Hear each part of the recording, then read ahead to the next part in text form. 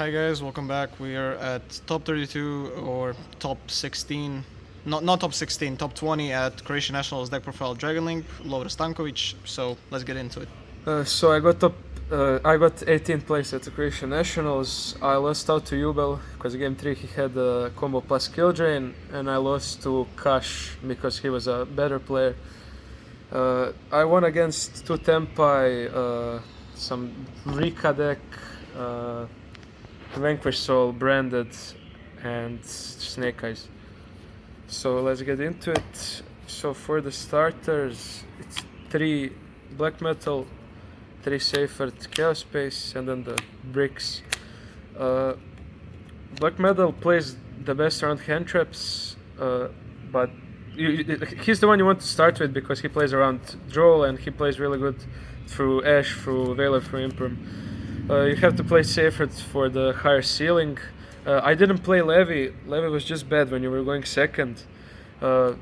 Like if you saw Levy in your hand and you were able to summon it, you were already breaking that board. But usually he was just a brick because you couldn't get 3 Lights and Darks into the grave and he's an awkward level. So I bumped up the Bestial count because if you see a Bestial, that's just, you have to banish 1 card and it's a level 6 for a tomb, etc, etc. So Levy is not really useful. Also you could say if you can Dark Search it, but you would lose more games by seeing him than you would win by searching him with Dark. So that's the reason I'm not playing Levy. For the Rockets lost a bit of their value with the ban of the Synchros. 2 Tracer, 1 Recharger. I was testing out Caliber instead of 1 Tracer, but Tracer is just so much better to see. They're here to help you break boards. They are the way you summon Borland, you clear everything. You summon Scarlight, it's for this better. But for going first, you're not trying to make any big boards, you're not trying to make Borland, you just want to make Seal and you summon Tracer, make IP. So they did their job fine. Boot was glued to my hand the entire day. Now for the Bestials. This is the fun part. I played 3 Lubellion, 3 Saronin, 3 Druids from 2 Boldrake, 1 Magnamut, and 2 Regained. And because I'm playing so many Bestials, because I'm playing 12 non-engine, 3 Ash, 3 Veiler, 3 Imprum, 3 Mourner. So this build was made to beat Snake Eyes. When you're playing like against Snake Eyes, Melodious, Jubel, or something like that, and you're playing 12 hand traps, you're only gonna see 1 most of the time. It's like 50% to see 2. That's not enough. But if you see one of these plus a Bestial, for example, against Snake Eyes, you negate Ash, and then they have to have an extender. And then if you banish the IP, their board is usually just the Princess pop. If they don't have IP, their board is not really threatening, and you can just kill them through that. I was thinking about playing 3 Boldrake and 1 Regained, but Regained is just too good in the grind game. And placing the second Regained after they wasted their SP banish or they used Ogre, so it's like a -1, you just play the second one is really good. If you get them both, if you hard draw one and you place the other, they can both revive, so that you don't have to choose between Magnamut follow-up or Dispatcher Disruption if you have both of them.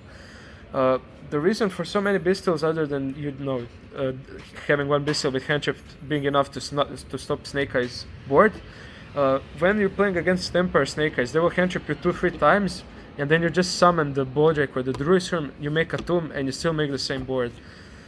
So they are insane. I'm probably gonna cut Mourner. It was really bad. These 9 were good. Mourner was really bad. So I'm probably gonna cut 3 Mourner and put in the 3rd Boldrake. So that's it for the main. It's 45 cards.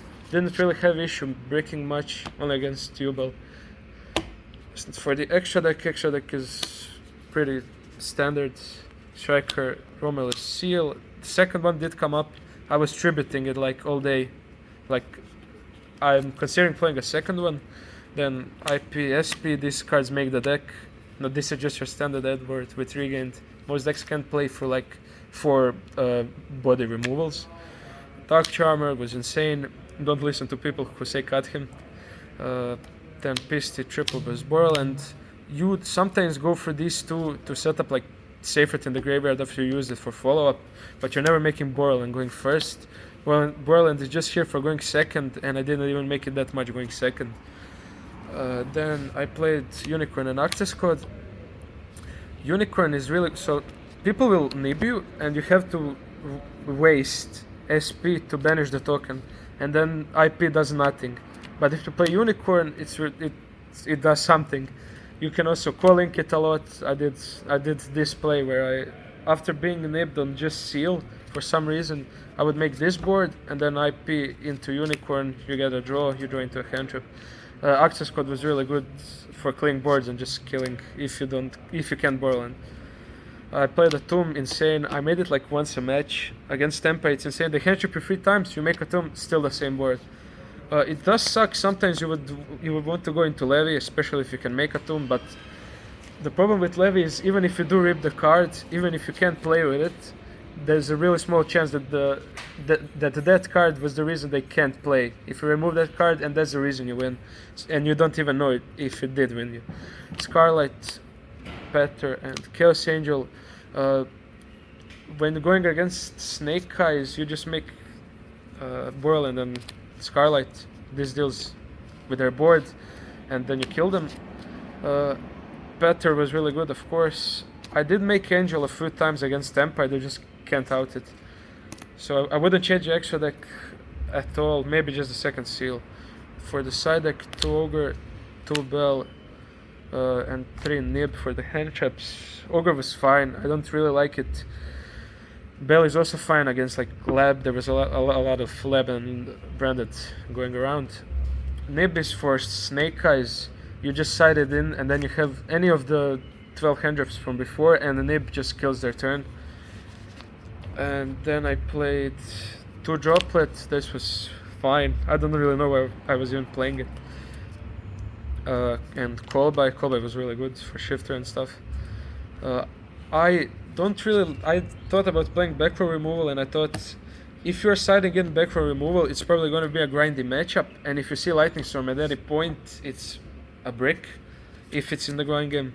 And I didn't like Evenly because the battle phase is just too important, so I just played 1 Duster, which is always live if you draw it, and I played Beast because it's a searchable engine out. Now if you're playing against Stun, you just place Beast.